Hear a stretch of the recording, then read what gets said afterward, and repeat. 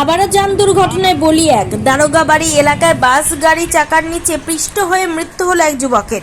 ঘটনা বৃহস্পতিবার দুপুরবেলায় উত্তেজিত জনতা ভেঙে চুরমার করে দেয় ঘাতক বাস গাড়িটি। তবে মৃত যুবকের কোনো পরিচয় পাওয়া যায়নি। স্থানীয়রা জানান এলাকাতে ভবঘুরে বলে তাকে অনেকেই চেনে।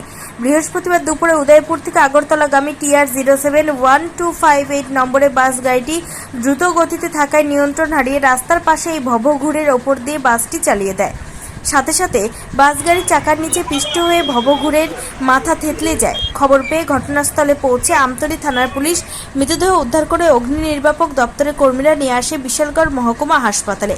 বর্তমানে বিশালগড় মহকুমা হাসপাতালে মর্গে রয়েছে মৃত যুবকের দেহ, তবে তার পরিচয় এখনো জানা যায়নি। এই দ্রুত গতিতে আইয়া একজনের বাড়ি দিয়ে একদম চাক্কার তলে এখনও আছে চাক্কার তলে।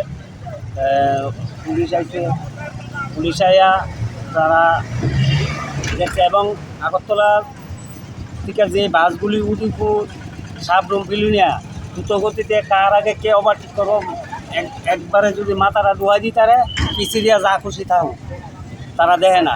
এইটা আমি বিশেষ করে আমি আমাদের নাগেরজোলা সিন্ডিকেটে বার্তা দিতে চাই, আপনারা এই ওই দিকটা একটু ফলো করেন এবং আগরতলা শহরের কাছাকাছি তারা নাম্বার ধরনের লিগে একটা ওভারটেক করানোর লিগে ফাঁকল হয়ে থাকে। এই বিষয়টা যাতে নাগেরজোলা যারা সিন্ডিকেটে কর্মকর্তারা আছেন তারা একটু বিশেষভাবে নজর দিবেন।